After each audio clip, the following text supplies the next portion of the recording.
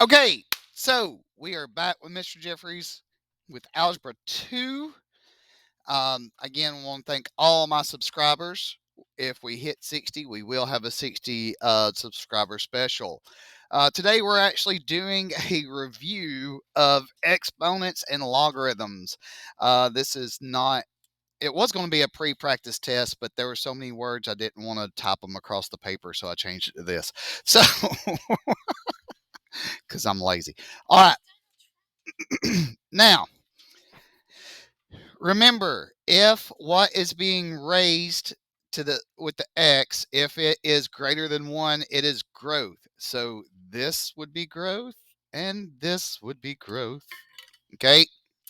Now, because this is between 0 and 1, this would be decay. Okay? Pretty easy. There is a lot in this, but I try to break it up so it's, kind of easy to follow along. All right. Moving on. So when we multiply, we actually add the exponents. So this would be e to the 7th. Okay. 15 divided by 3 would be 5. Okay. Now, I'm going to allow y'all to have e as a negative number. And this is why, because we actually, with a negative exponent, check that, because I've seen that everywhere. So this would actually be e to the negative 5. If you happen to do it a different way, that's fine. I think some people will do it like this. I will accept both. Okay. All right. Number 6.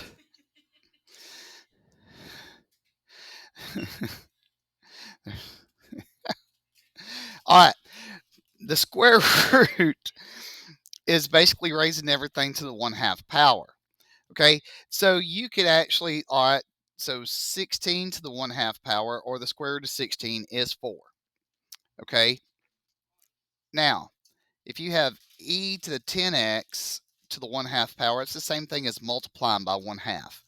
Well, multiplying by 1/2, same thing as dividing by 2. So half of 10 would be e to the 5x. Okay.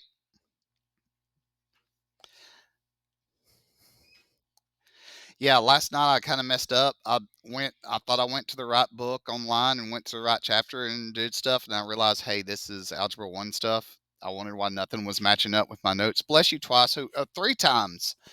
Uh, there is hand sanitizer if needed. All right. Yeah. All right. So, okie dokie. Moving on. All right. So, I kind of like this because it actually asks 2 really quick questions about compound interest. Now, the big thing is, do we know what semi-annually mean? Okay, this actually means twice a year, so our n would be 2. All right, so I have students around me that are dropping stuff and sneezing and burping and stuff. It's just a great day to be me. All right, so yes, as Dr. Clayton would say, it's a great day to be a jet. Okay, so this would be 2 in the count. So that's 2 times 2. So do it bit by bit. I would actually start with the 0.05 over 2, add 1 to that. Okay, like this. I don't know if you can see that very good. All right, and then I'm going to raise that to the 4th power, because 2 times 2 is 4, and then multiply by 4,000. All right, we're going to round to the nearest cent, so this would be 4,415.25. Okay. Now, it says our second option. Okay, this is our R. This is continuously, so we know we're going to use the E, and then this is our T. So we would actually plug it in like this, 4,000 e to the 0.045 times 2. Okay, and you can actually plug that in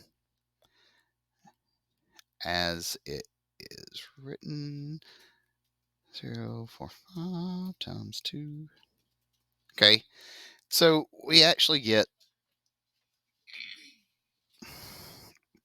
76.70 to the nearest cent. Okay, and so which one is the better option? Well, it's kind of it's basically which one gives you the most money. And that's usually what we want to know. The money, money, money. Okay, so this one would be actually be option 1. Okay, the reason why is because we got more money. All right, now if you forget how to type in the E in the calculator, um, it's usually around where you see the LN button. Sometimes you'll have to do a second to get there. And your calculators are pre-programmed with the E. Okay. All right. Next part, rewrite in exponential form. So this is 2 to the third equals this. Bam. Okay. 7 to the first equals 7. And 5 to the second power, or 5 squared, is 25. Okay. So, um, again, I, as I said in the beginning, there's lots of stuff on here, but it's really not that difficult. Okay. May be difficult if you're trying to learn this on Monday, which would be the day before the test, and you would have to go back and watch some videos or try to see if you can make my head explode by asking me questions every 5 seconds and then asking the question somebody else just asked. So we'll see how that goes Monday. Yeah. So yeah, the student says, "Oh, so we know how Monday's going to go." All right. So now we have to go backwards. So this would be log of 4. 16 would go here, and 2. Okay. Log 5, 0. And then log 6. And there we go. Okay. Now, as I was making this last night, I was like, do we really need 6 problems of each of these sections? This would be a no. Did you Google it? Can you give me a second? I'm kind of in the middle of something. Sorry, I can't help you with the definition for your English paper in math class right now.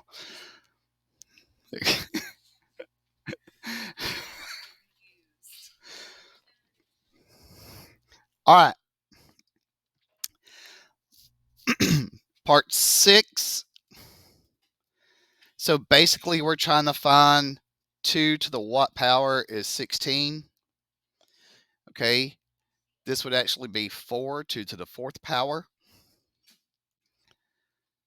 5 to the watt power is 125. 5 to the third.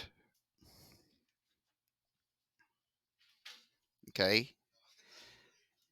And then 6 to the watt power is 6, and this would be to the first. All right. So lots of little stuff going on. All right. Calculator work. Love it, love it, love it. So log of 5. It's log, it's big, it's heavy, it's wood. All right. So 0.6989, because this is greater, this would be 0.69. 0.99 natural log of 14. I don't know why there's a difference between common log and natural log. It's just remember, opium was used a lot. Yes, the one student that finally pops in, yay, opium. And then log of, you could actually type in 1/4 or 0.25. It's the same thing. Hopefully y'all know that. 0.20.602. Okay.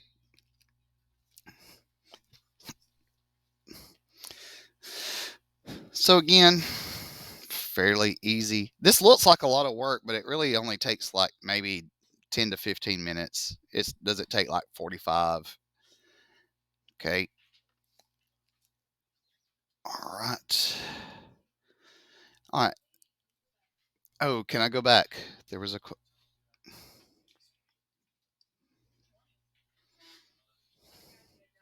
Okay. No, no. It's 23 this week because we have a refuel. Refuel's back. Okay. All right.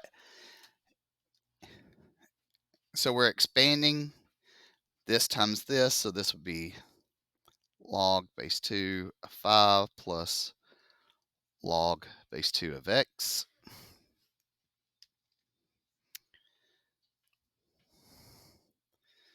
Let's see.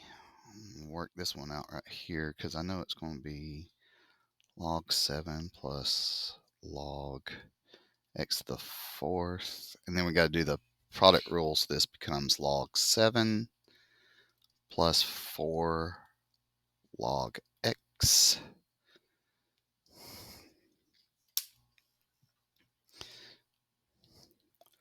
Log 6 2x minus log 6 of y. And so now this becomes log 6 of 2 plus log 6 of x minus log base 6 of y. Okay. Maybe I need to scoot that up there. There we go.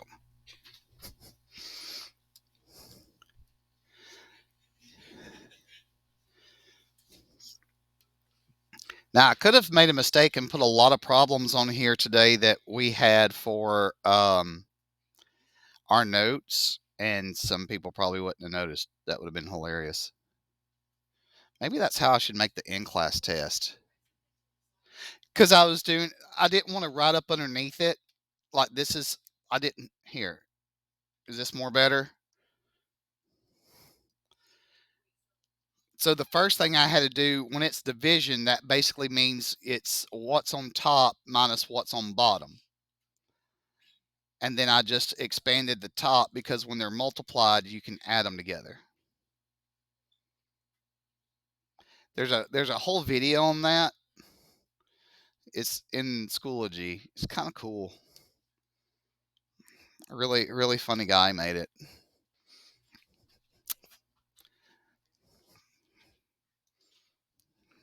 All right. So transformations. Let's see. Here's our original problem. Here's our transformation. This goes down 4. Here's our original problem. Here's our transformation. This is left 2. That's a bad arrow.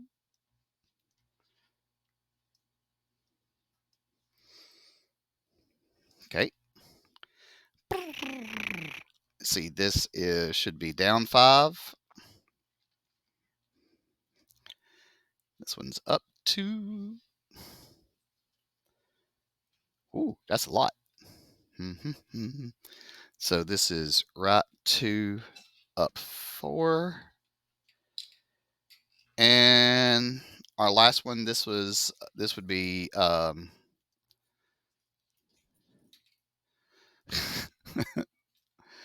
flipped or rotated at x axis. Okay, so not so bad. you know, if you had your notes or, had videos of somebody, possibly me, teaching you how to do this, that you had at your access to look at them other than, you know, trying to do the latest Tic Tac or Instaham or the new whatever filter. Who cares? Whatever. Roll Tide. Um, or you're sitting in class watching your favorite Christmas movie already, and you're saying outbursts from it. Mm. So yes, we're going to watch a Christmas movie cause everybody paid attention in class, and it's called Mr. Jeffrey's Happiest Day.